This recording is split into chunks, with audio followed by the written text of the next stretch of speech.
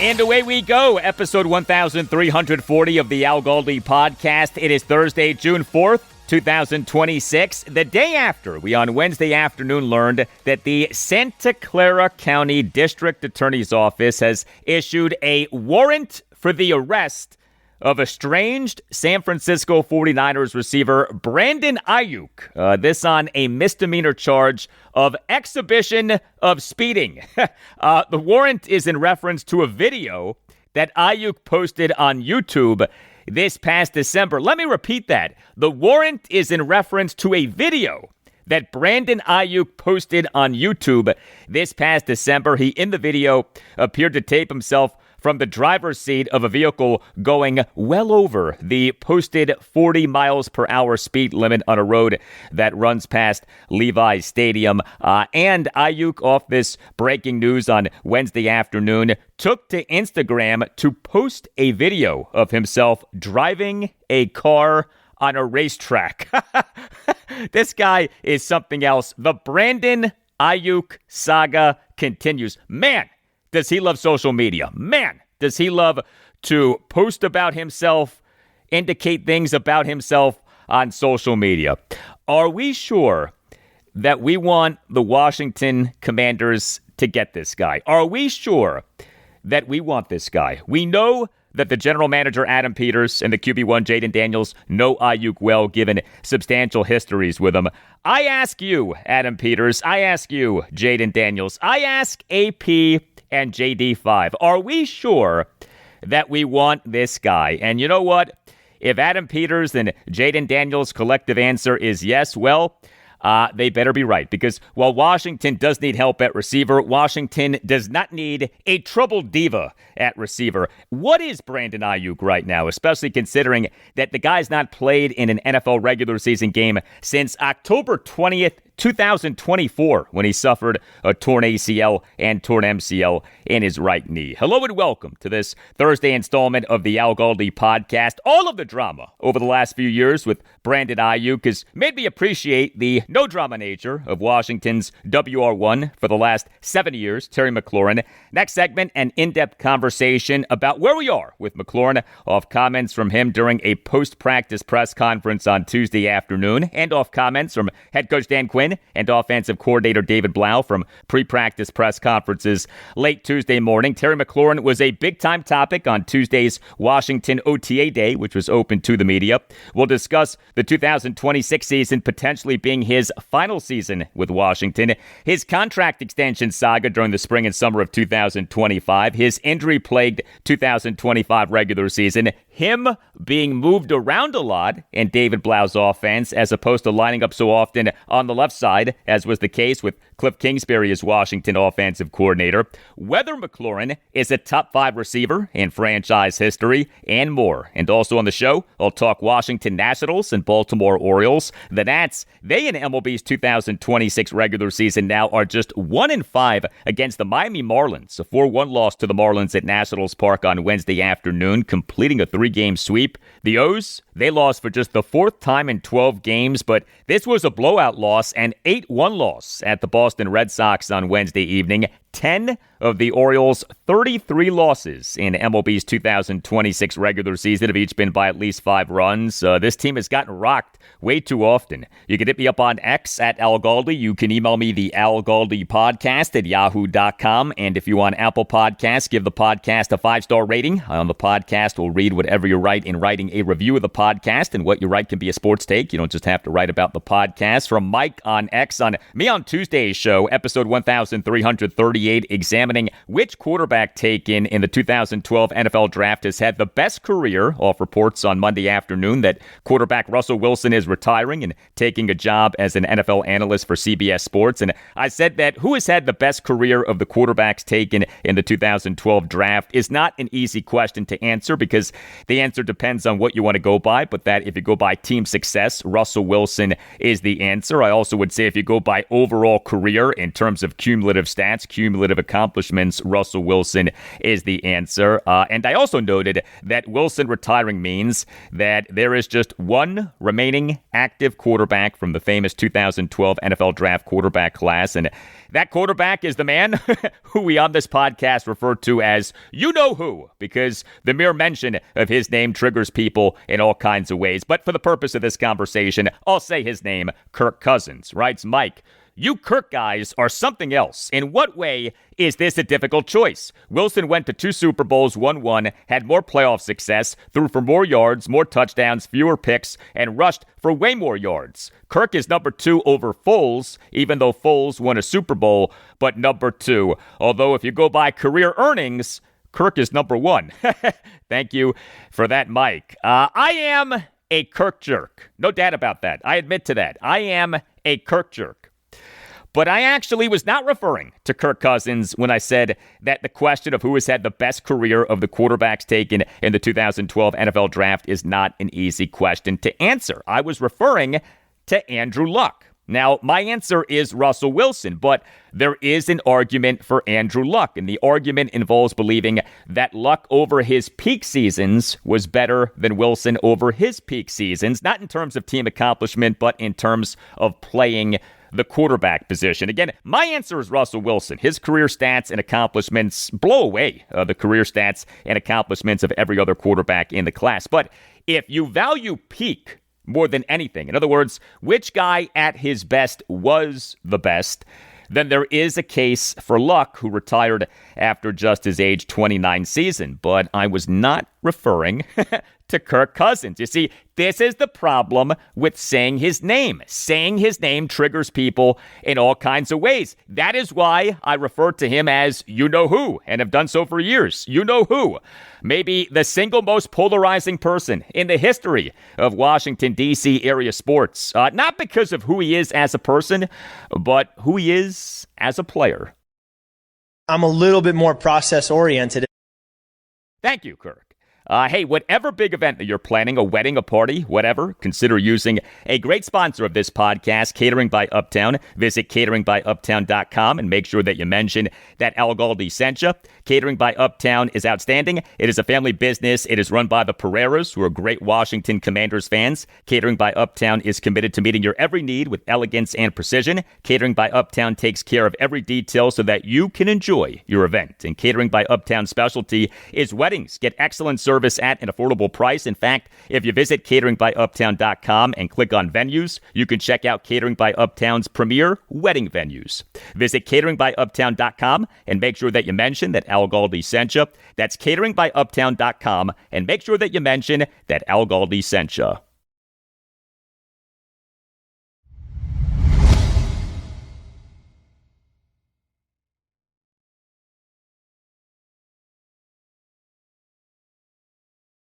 Thursday is day 3 of the Washington Commanders' second of 3 three-day sessions of OTAs this offseason. Tuesday's OTA day was open to the media. Head coach Dan Quinn and offensive coordinator David Blough each did a pre-practice press conference late Tuesday morning, and a bunch of players did post-practice press conferences on Tuesday afternoon. We on Wednesday's show, episode 1339, talked at length about Blough, of a lot being said by him and about him, including Blough revealing how he has designed his offense and highlighting his offensive principles. We now are going to discuss receiver Terry McLaurin, who was a major topic on Tuesday, with a lot being said by him and about him. Terry McLaurin, Washington's WR1. He's going into his age 31 season. It was last August 26th that Washington announced having signed McLaurin to a contract extension, ending quite the saga, right? The extension was a 3-year extension that, per overthecap.com and spottrack.com, included just $44.65 million fully guaranteed at signing. And I say just because he did not get the mega money contract extension that he and his agent Buddy Baker wanted, or that was initially depicted by the media and fans. I said throughout the process that Washington general manager Adam Peters overwhelmingly had the leverage, and the process played out in a way that confirmed that Peters had the leverage. The extension, per the analysis of multiple people, was essentially a 2-year deal that was backloaded to get the average per year to a certain level. And this coming season, conceivably, could be McLaurin's final season with Washington. Washington, his salary cap hit for the 2027 season is set to be $34 million per overthecap.com and Spotrac.com. Now, that can be renegotiated. I personally am not convinced that this coming season will be McLaurin's final season with Washington, especially if he has a good 2026 season, and I hope like heck that he does. But yes, contractually speaking, it is plausible that this coming season will be McLaurin's final season with Washington. The Washington Redskins took McLaurin in the third round of the 2019 NFL Draft out of Ohio State. He, over his first 6 NFL seasons, 2019 through 2024, was a pillar of production and durability and good behavior, despite a revolving door at quarterback. McLaurin, over his first 5 NFL regular seasons, 2019 through 2023, played with 10 different starting quarterbacks. Case Keenum, Colt McCoy, Dwayne Haskins, Kyle Allen, Alex Smith, Ryan Fitzpatrick, Taylor Heineke, Garrett Gilbert, Carson Wentz, and Sam Howell. And yet, McLaurin had at least 1,000 receiving yards in each of 5 consecutive regular seasons, 2020 through 2024, a franchise record for most consecutive regular seasons, each with at least 1,000 receiving yards. The previous record was 3. McLaurin's 2024 season was especially good, as of course quarterback Jaden Daniels had his all-time great 2024 rookie season. McLaurin in the 2024 regular season had 13 touchdown receptions, setting a franchise record for most touchdown receptions in a regular season. But then came this contract extension saga of last spring and summer. The 2025 season was set to be the final season of a 3-year contract extension that McLaurin signed on July 5th, 2022, but the 2025 season also was to be McLaurin's age 30 season, and receivers, generally speaking, do not age well. We have come to learn that Adam Peters is a gangsta in contract negotiations. See all of the team-friendly contracts to which Peters signed and re-signed players this offseason, and so the Terry McLaurin contract extension negotiations became a thing. McLaurin no-showed Washington's 2025 mandatory minicamp, which took place from last June 10th through June 12th. McLaurin on July 15th, 2025, in a 32-plus minute session with reporters, sounded off on his frustration with the team and contract extension negotiations, including calling what the team was offering him, quote, disrespectful, end quote. McLaurin then was a holdout for 2025 Washington Commanders training camp. He was on the reserve/did not report list from July 23rd, 2025 to July 27th. 2025, the holdout then became a hold-in, as McLaurin was on the active/physically unable to perform list from July 27th, 2025 to August 16th, 2025, due to an ankle injury that was believed to be a cover for him to not practice. We, on July 31st, 2025, had reports that McLaurin had requested to be traded. Remember that? And those reports were confirmed by Dan Quinn during his pre-practice press conference on August 2nd, 2025. But we, on August 25th, 2025, had reports that Washington and McLaurin had agreed on a contract extension, and the team on August 26th, 2025, officially announced having signed him to a contract extension. And then came Terry McLaurin in the 2026 regular season. He played in just 10 of Washington's 17 games due to a twice-injured quadriceps. McLaurin, a guy who had been so durable, had an injury-plagued 2025 season, and the great mystery is why? Was this a function of him missing so much of the offseason program, training camp, the preseason, and the lead-up to the regular season? Was this just bad luck? Or was this aging? As remember, the 2025 season was his age 30 season. Was Adam Peters 100% right not to want to give McLaurin the top of the market money that he and Buddy Baker were seeking for a contract extension that wasn't set to kick in until the 2026 season, McLaurin's age 31 season? Well, it is nice that this is a drama-free offseason for Terry McLaurin, who, by the way, looks to be in tremendous shape. And he, during a post-practice press conference on Tuesday afternoon, very much came across as someone who is in a very good place. This was Terry McLaurin on Tuesday afternoon on his 2026 offseason. Yeah, this has definitely been a more of a normal off season for myself. Just on and off the field. I had a lot of personal life goals going on last year as well, getting married and stuff. And so it's just good to be out here. I was able to take some time off at the end of the season, get my body right, and got back training right after the Super Bowl. So it's just been really good to be out here and be a part of this team building. You know what I mean? It's just extremely important. Installing 2 new systems to try to have everybody here. And, last year is last year. So it's pretty easy for me to kind of let that go and move forward. So I'm just looking forward to continuing this process and finishing OTA strong. And yes, last year is last year. Dan Quinn on Tuesday morning in Talking Terry McLaurin used the word joy. We on Tuesday morning had this exchange between Commanders insider Nikki Javala of The Athletic and Dan Quinn.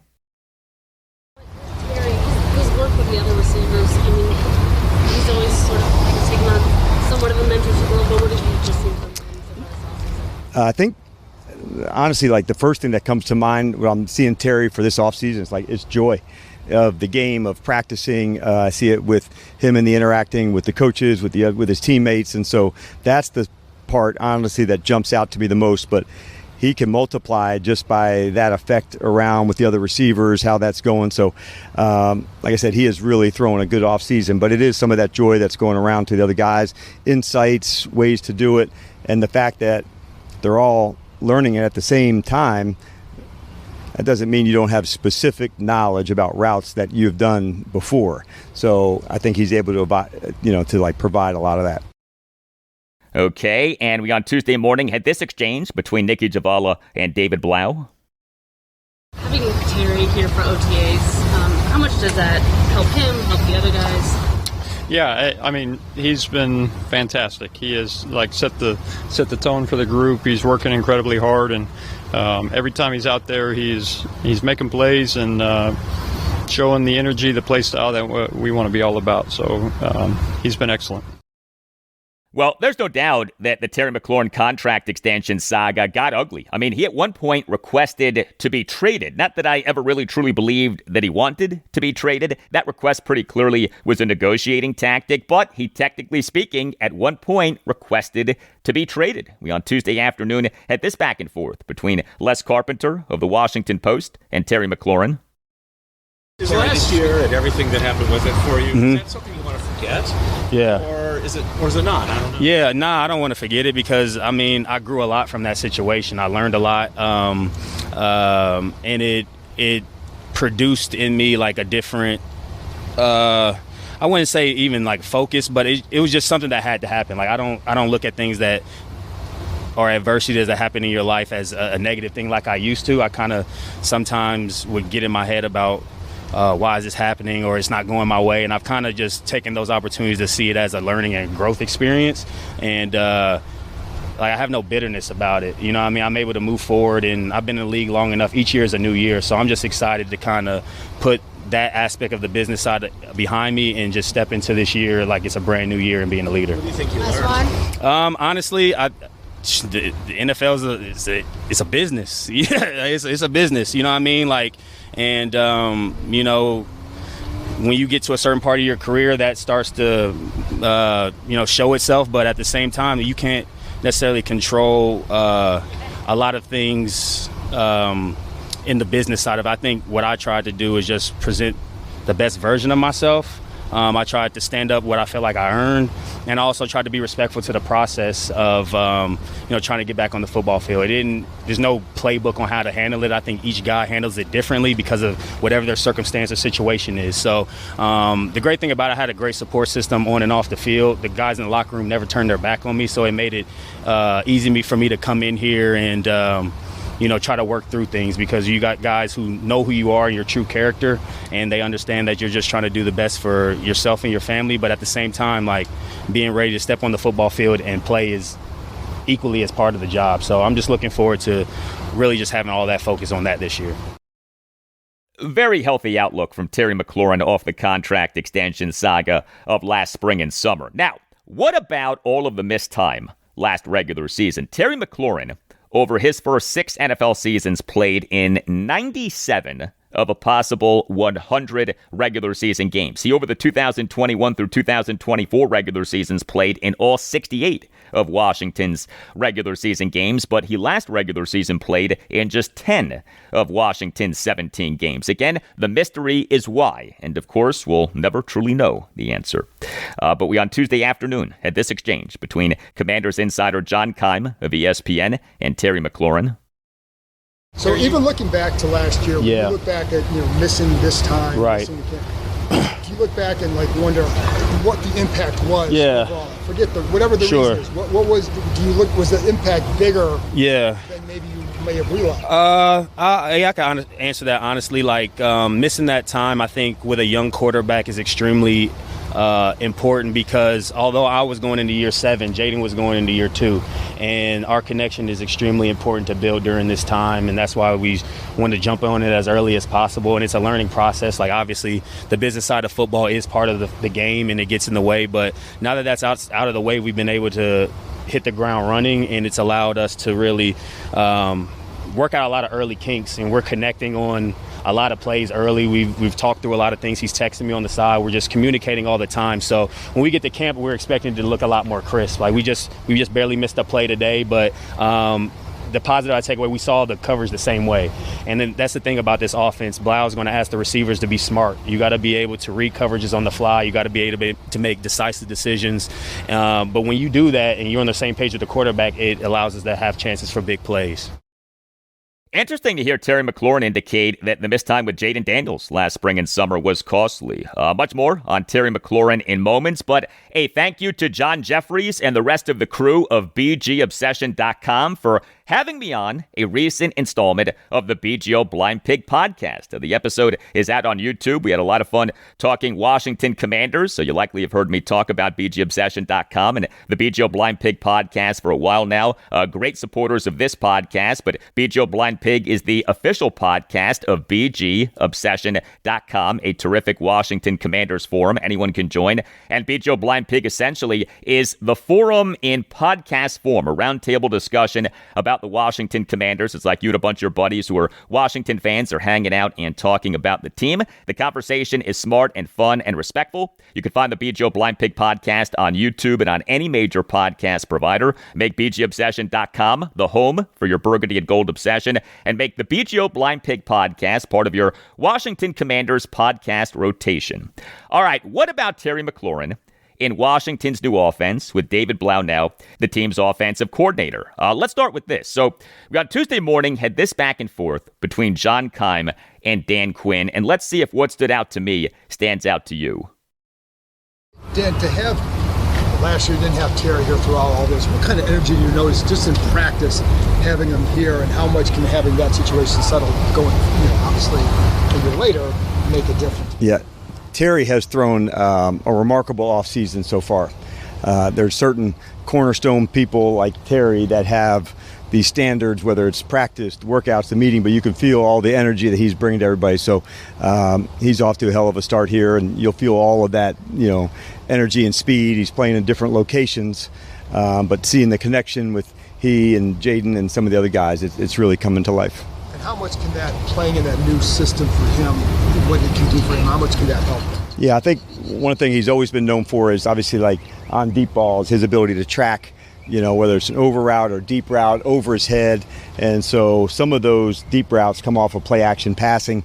So you'll even see a period of that in practice today of run action that goes with that. So it'll definitely contribute, to his game, and then how it features on different parts of the field, third downs and red zones, we'll see. But early on, that is definitely one of the ways to get him the ball.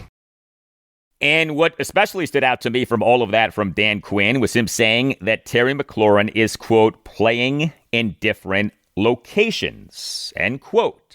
A criticism of the offense of Kliff Kingsbury as Washington offensive coordinator over the last 2 seasons, and even going back to his time as Arizona Cardinals head coach, is that he doesn't move receivers around enough. And consider this. Terry McLaurin, last regular season per Sports Info Solutions, lined up on the left side of the alignment on 341 out of 430 plays, 79.3% versus just 89 plays, or 20.7%, on the right side of the alignment. So the overwhelming majority of the time was on the left side of the alignment and usually on the outside, although at times in the slot. But notable that Terry McLaurin under David Blough is being moved around more, and Blough himself on Tuesday morning spoke to this. So we on Tuesday morning had this exchange between John Keim and David Blough on Terry McLaurin.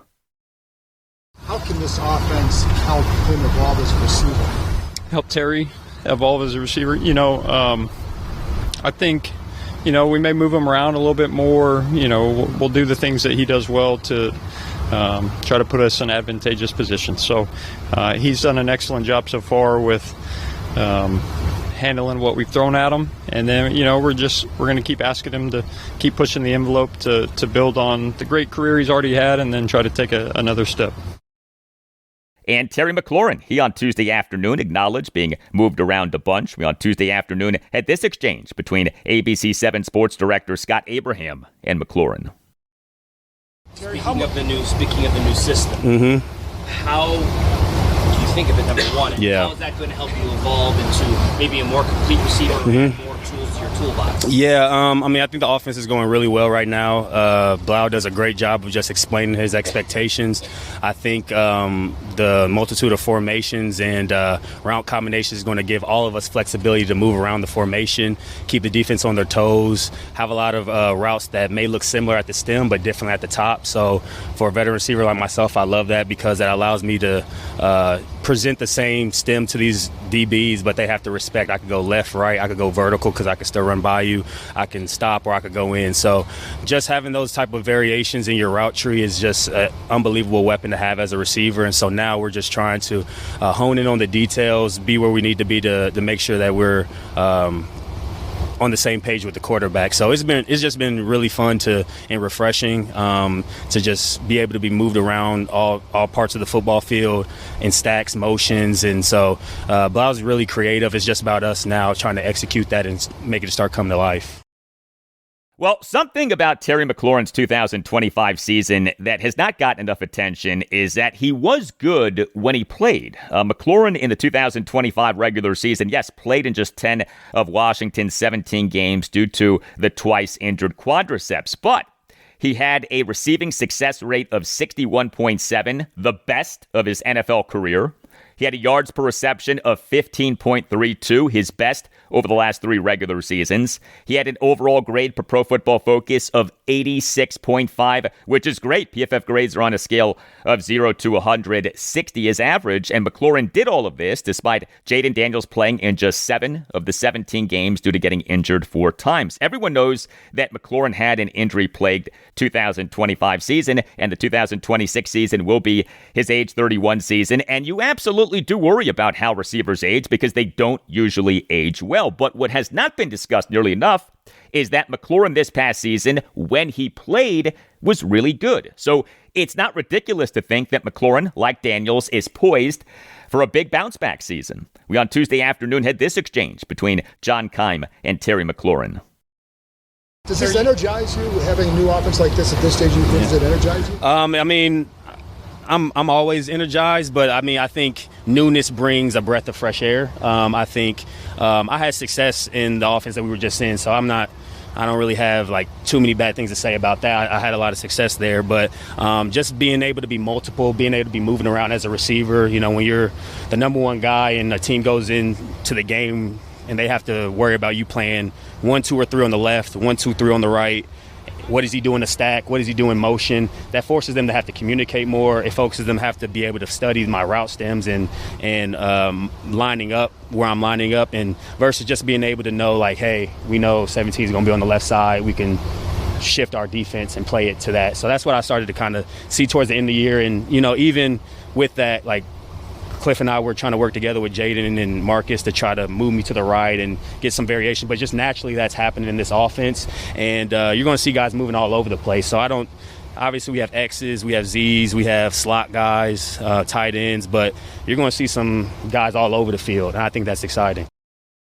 Yeah, so more right there from Terry McLaurin on David Blough moving McLaurin and other receivers around a bunch. This is going to be something to follow. The extent to which Washington receivers being moved around a bunch benefits the receivers. Although keep in mind that the best season of McLaurin's career was the 2024 season, which was with Kliff Kingsbury, who did not have McLaurin moving around a lot. Moving around a lot is not like a requirement for receiver success, but moving around a lot certainly can help a receiver have success, especially if the moving around a lot is part of an offense that throws a lot at a defense in terms of looks and pre-snap motion and shifting, etc. And that's the idea with this David Blough offense. So we on Tuesday afternoon had this exchange between Chad Ricardo of Fox 5 DC and Terry McLaurin. Terry, as a foundation piece of this organization, what do you look for at this point in time that lets you know that you're headed in the right direction? Yeah, I think that's a good question. I think the focus, first and foremost, everybody coming in. But, I mean, also I feel like that's a little easy to come in with focus because of everybody should be focused considering what happened to us last year. You know what I mean? So the focus has been there since day one. I think the camaraderie is huge around this time of year. You know, there's so many new faces, obviously with new coordinators. It's just about spending time with one another on and off the field, which I think this culture of this team since DQ and AP and those guys have been here has been great. Like, everybody's been brought in, whether they've been on a rival team, whether they've been on the AFC, it hasn't mattered. We bring them in like our brothers, and we just try to get them to buy into the standard that we've set here. And, you know, so just being a part of this offseason has been really fun to see how everybody is growing at the same page, seeing how, you know, Jaden has continued to grow as a leader. I think that's amazing to see. His vocalness is huge for us, and when your quarterback is in that kind of role, obviously we see who he is as a person, so it's easy to follow him. But when you see him starting to communicate on and off the field, you see the leadership, he stand out even more. So that's been really good. And, you know, me focusing on just helping the young guys as well. You know what I mean? I think that's really important as a leader to make sure Antonio, Jacoby, Ja'Cory, Jaden, one of our receivers, I can go down the list. You know what I mean? We got so many guys that are hungry in that room. So any way I can help them, I'm going to do that. Okay, so here's the question. I've been wondering about this. I'd be interested to hear what you have to say about this. Is Terry McLaurin a top 5 receiver in Washington Commanders franchise history? Think about that. Is Terry McLaurin a top 5 receiver in Washington Commanders franchise history? He has the following rankings among receivers in franchise history in terms of regular season games. Number 5 in receptions, number 5 in receiving yards, number 5 in receiving touchdowns, number 5 in Pro Football Reference's approximate value metric. All of that suggests top 5 receiver in franchise history, right? The candidates for top 5 receivers in franchise history to me include Hugh Taylor, who played for the Redskins in the 1940s and 1950s, but was really good, Bobby Mitchell, Charlie Taylor, Roy Jefferson, Art Monk, Gary Clark, Ricky Sanders, Henry Ellard, Santana Moss, Pierre Garcon, and Terry McLaurin. Mitchell, Taylor, Monk, and Clark are slam dunks for top 5 receivers in franchise history. The question is, who else? Not an easy call, especially because the receiving stats of the modern NFL blow away the receiving stats of yesteryear due to all of the changes in how football is played and officiated. But you can make a strong case that Terry McLaurin has reached the status of being a top 5 receiver in Washington Commanders franchise history. Hey, please consider subscribing to the podcast if you're not already doing that. Subscribing to the podcast costs nothing. Make sure that you never miss an episode and helps out the podcast a lot. And if you're already subscribing, thank you. Look, choosing life insurance is tricky. Heck, life insurance as a topic can be uncomfortable, but Ethos makes getting life insurance fast and easy 100% online. You can get a quote in seconds, apply in minutes, and get same-day coverage. There's no medical exam. You just answer a few simple health questions. You can get up to $3 million in coverage. Some policies are as low as $30 a month. You'll get your lowest rate from Ethos' network of trusted carriers. And know this, Ethos has a rating of 4.8 out of 5 stars on Trustpilot with over 4,000 reviews. Take 10 minutes today to get covered with life insurance through Ethos. Get your free quote at ethos.com/Al Galdi. That's ethos.com/Al Galdi. Ethos.com/Al Galdi. Application times may vary. Rates may vary.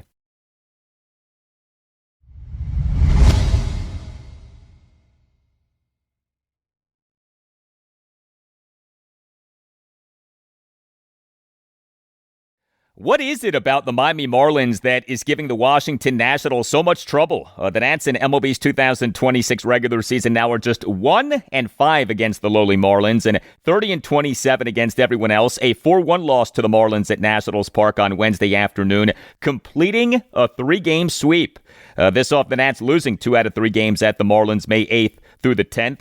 The Nats now are a game below 500, 31-32, just 12-20 at home versus 19-12 on the road. You know, the crowds at Nationals Park lately have been really good, including Nats fans taking part in the Tarps Off craze. Are you familiar with the Tarps Off craze? A craze in which male fans gather in the right field bleachers and watch the game with no shirts on. But the Nats continued to be bad at home, again, just 12-20.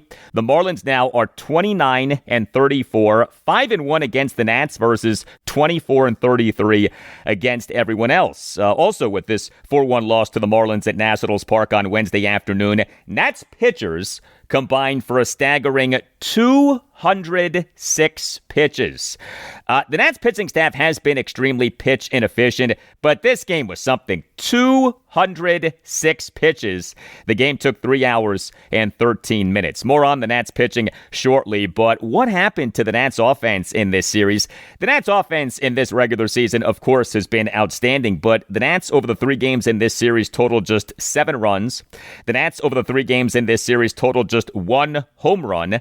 The Nats over the 3 games in this series went just 2 for 19 with runners in scoring position. The Nats on Wednesday afternoon, just 1 run, just 3 hits, all of which were singles, 3 walks, 0 for 8 with runners in scoring position, 9 strikeouts. The Nats struggled against the Marlins starting pitcher Max Meyer. He allowed 1 run in 7 innings with 7 strikeouts. Now, this guy's a good pitcher, came into the game with an ERA of 2.97 over 12 games, all starts in this regular season. And consider this, Meyer completed his 13th start to begin the regular season without being charged with a loss, tying former Marlins starting pitcher and former Nats starting pitcher Livan Hernandez for a franchise record.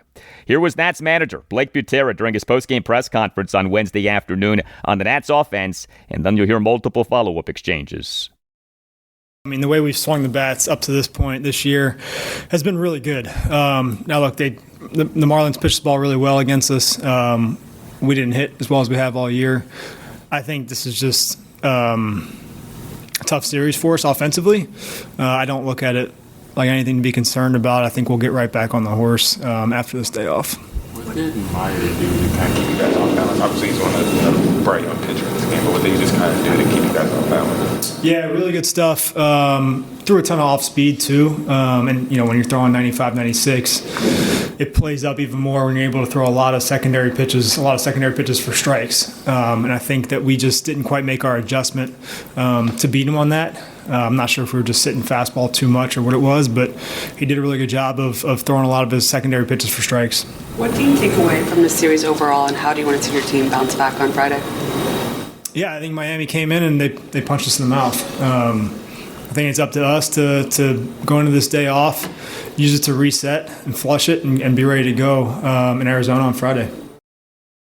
Yeah, rough series for the Nats offense, and the rough series was capped by a rough game. The Nats' lone run on Wednesday afternoon came on an RBI fielder's choice grounder. Boy, does that say a lot. Dylan Cruz, he is the Nats starting right fielder and number 2 batter, went 0 for 3 with a hit by pitch and an RBI fielder's choice grounder.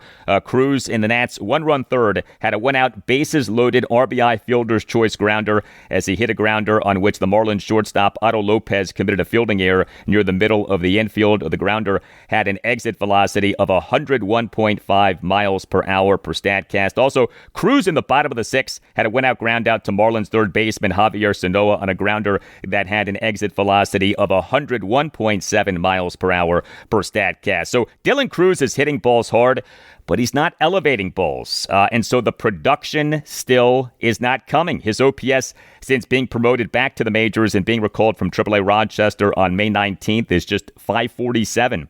Also in this game was a great defensive play by Nasim Nunez. He is the Nats starting second baseman and number 9 batter, went 0 for 2, but he in the top of the 5th made a tremendous play for a force out at second base as he with a runner on first, 1 out, and the game tied at 1, fielded a full count ground ball by Joe Mack while crossing the top of the infield dirt into shallow right field approaching the right field line, spun around, and while falling backward, fired a leaping no-hop throw to shortstop C.J. Abrams at second base for the force out. What a play by Nasim Nunez. You know, the advanced defensive stats for Nunez for this regular season are good, but not great. Talking about things like defensive wins above replacement per Baseball Reference and defensive run saved per Sports Info Solutions and outs above average per StatCast. You look at all of that stuff. I mean, Nunez rates well, but not like exceptionally well. But man, he is capable of some spectacular defensive plays.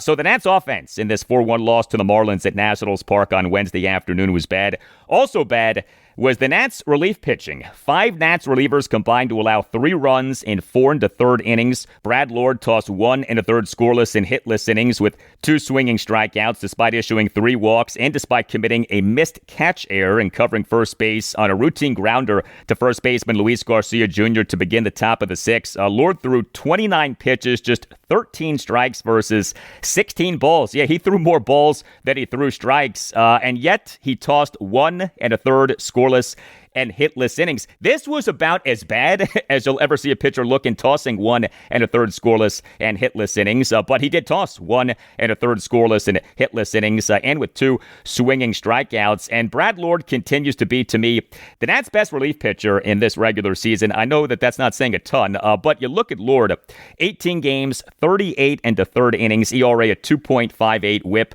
of 1.04. Orlando Revolta tossed 2/3 of a scoreless inning. He in the top of the 7th faced 4 batters, but got just 2 outs. Clayton Beeter allowed 2 runs in 1 1/3 innings. He came into the game in the top of the 7th with runners at the corners, 2 outs, and the game tied at 1, and he generated a swinging strikeout of the Marlins' number 3 batter, Kyle Stowers. But Beeter in the top of the 8th allowed a run on 3 singles and a walk, including a 2-out first pitch, 2-run single by Joe Mack to right center field for a 3-1 Marlins lead. Beeter did record 3 swinging strikeouts, and then came the top of the 9th, which I think might still be going on. Gus Varland allowed 1 run in 2/3 of an inning. He faced 5 batters, but got just 2 outs. He in the top of the 9th allowed a run as he gave up an RBI triple by Kyle Stowers off the outfield wall in right center field on a 1-2 pitch for a 4-1 Marlins lead, and Paxton Schultz tossed 1/3 of a scoreless inning. He in the top of the 9th faced 2 batters and got 1 out. Varland and Schultz combined for a 46-pitch top of the 9th. Again, Nats pitchers in this game combined for 206 pitches. We, during Blake Butera's postgame press conference on Wednesday afternoon, had this exchange. From mid-April through the end of May, you guys did a really good job as a pitching staff getting ahead of guys. It felt like in this series maybe reverted back to some old habits. When you revert back to those habits, is there a messaging that needs to be re-implemented or some sort of change that you need to see? It's just another reminder to tell these guys to attack the zone, believe in your stuff, attack, get ahead. It's hard to hit when you're ahead in the count. And look, when you play 162 games, there's going to be times where it's like, hey, let's get back to what we believe in and what's important to us. And it's just our job as a staff to remind these guys that that's how we're going to pitch. I think we walked, 8 guys today? It was like, 10 hits and 8 walks. Like it's hard to win that way. I think we're lucky we only go 4. All right. Well, the biggest bright spot for the Nats in this 4-1 loss to the Marlins at Nationals Park on Wednesday afternoon was the Nats starting pitcher in the game, Andrew Alvarez. He allowed 1 run in 4 2/3 innings with 5 strikeouts versus 1 walk. Gave up 4 hits, which were a home run and 3 singles. Issued a wild pitch. The lack of length was an issue, just 4 2/3 innings. He threw a lot of pitches. He, over his 4 2/3 innings, threw 82 pitches, 47 strikes, 35 balls. Alvarez in the top of the 2nd allowed a run. Gave up a 2-out solo homer by Esteury Ruiz off the left field foul pole for a 1-0 Marlins lead, but Alvarez otherwise did well. The Nats took Andrew Alvarez in the 12th round of the 2021 MLB first-year player draft out of California Polytechnic State University. He was named the Nats 2023 Minor League Pitcher of the Year, and he at the major league level over the last 2 regular seasons now has the following stats: 11 games, including 6 starts, ERA of 2.89, whip of 1.17, strikeouts per 9 innings of 8.66. He has been impressive. We, during Blake Butera's postgame press conference on Wednesday afternoon, had this back and forth between Nats insider Jessica Camerado of Nationals.com and Butera. How would you assess Alvarez today? He threw the ball really well. I know he got in a little bit of trouble there early on, but then settled in, did a really good job for us. I got the ball to Brad Lord, who has been awesome for us all year and gave us a chance to win that game. How do you think he stepped into specifically the role as a starter at this level again? Yeah, I thought he looked great. Yeah. All right, no game for the Nats on Thursday. Next up for them is a 6-game trip out west, beginning with a 3-game series at the Arizona Diamondbacks. The Nats have listed the following starting pitchers as probables for the series. Game 1 Friday night at 9:40, Foster Griffin. Game 2 Saturday afternoon at 4:10, Zach Littell. Game 3 Sunday afternoon at 3:15, Cade Cavalli. Look, choosing life insurance is tricky. Heck, life insurance as a topic can be uncomfortable, but Ethos makes getting life insurance fast and easy 100% online. You can get a quote in seconds, apply in minutes, and get same-day coverage. There's no medical exam. You just answer a few simple health questions. You can get up to $3 million in coverage. Some policies are as low as $30 a month. You'll get your lowest rate from Ethos' network of trusted carriers. And know this, Ethos has a rating of 4.8 out of 5 stars on Trustpilot with over 4,000 reviews. Take 10 minutes today to get covered with life insurance through Ethos. Get your free quote at ethos.com/Al Galdi. That's ethos.com/Al Galdi. Ethos.com/Al Galdi. Application times may vary. Rates may vary.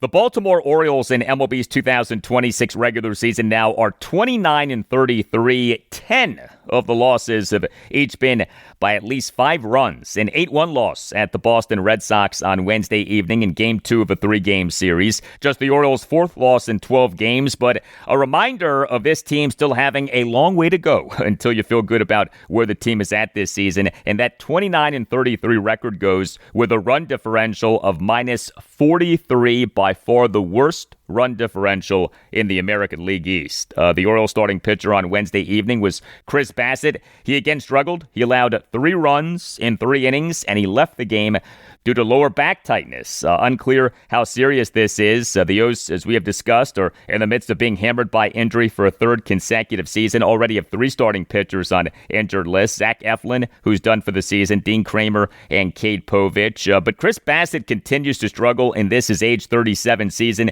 Bassett for this regular season, 12 games, including 10 starts, ERA of 5.27, whip of 1.63. Here was some of Bassett's post-game session with reporters on Wednesday night. Craig said that your back tightened up. When did your first start feeling that? Yeah, I'm not going to get into that.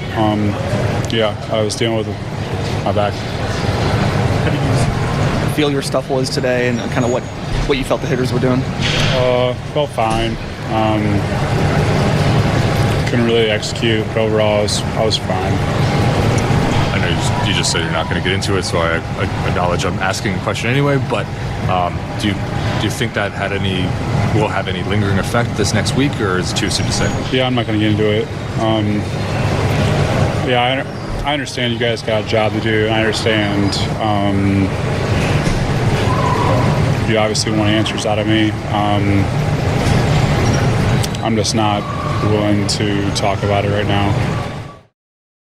All right, Chris Bassett not wanting to talk about his back. The Orioles relief pitching in this 8-1 loss at the Red Sox on Wednesday evening was bad, although due to 1 inning, 3 Orioles relievers combined to allow 5 runs in 5 innings. Albert Suarez allowed 5 runs in 2 innings. He tossed a scoreless bottom of the 4th with 2 swinging strikeouts despite giving up 2 singles, but he in the bottom of the 5th allowed 5 runs on a triple, 3 doubles, a single, and a walk. but Anthony Nunez tossed 2 scoreless innings with 2 swinging strikeouts, and Grant Wolfram tossed a perfect bottom of the 8th with 2 swinging strikeouts. And the O's in this game scored just 1 run off having totaled 19 runs during a 3-game winning streak that was snapped with this loss. So the O's scored just 1 run despite totaling 9 hits and drawing 4 walks. So the 9 hits were a triple, a double, and 7 singles. And the O's went 0 for 6 with runners in scoring position. Got worked by the Red Sox starting pitcher Peyton Tolley. He tossed 6 scoreless innings with 5 strikeouts, lowering his ERA to 2.28 over 8 games, all starts in this regular season. Tolley's a young pitcher who's doing well. 2 bright spots for the Orioles offense were Adley Rutschman and Taylor Ward. Adley Rutschman as the Orioles starting catcher and number 3 batter went 2 for 5 with an RBI triple and a single. Did get thrown out in an attempted steal of second base. And Taylor Ward as the Orioles starting left fielder and number 1 batter, 3 for 4 with 3 singles and a walk. And he had an outfield assist. Adley Rutschman and Taylor Ward, 2 of the Orioles' best offensive players in this regular season. Rutschman has an OPS of 811. Ward has an OPS of 747, which is comprised of a 400 on-base percentage and a 347 slugging percentage. He has hit for no power, but he has gotten on base a ton. Here was some of Orioles manager Craig Albernaz's post-game session with reporters on Wednesday night. What's going on with Chris Bassett tonight? Yeah, during the outing, he felt some lower back tightness, and he was grinding through it through that 3rd inning, and that's we ultimately had to move on to Suarez. When did you start noticing that in his outing? It was kind of late in the 2nd, and then noticeable in the 3rd. Just kind of how he wasn't moving the way he usually moves down the mound, and that inning was long as well, and that's why I went out there and talked to him, and obviously he wanted to push through it, the competitor he is, and so we made a decision after that inning to go to Suarez. What did you see with the bats today? Looked like you got a good amount of guys on, just couldn't get the big hit. Yeah, Payton's fastball is real. A lot of our guys, like the high extension and the velo, you can never seen them before, so getting to see it, they put great at-bats against them, but yeah, we couldn't get the big knock, and it was tough for our guys to get on top of the heater and make that adjustment because just like I said with the extension and the velo, but we put together great at bats against them. We just couldn't get the big hit. All right, Game 3 for the O's at the Red Sox Thursday afternoon at 1:35. The O's have listed Trevor Rogers as their probable starting pitcher for the game.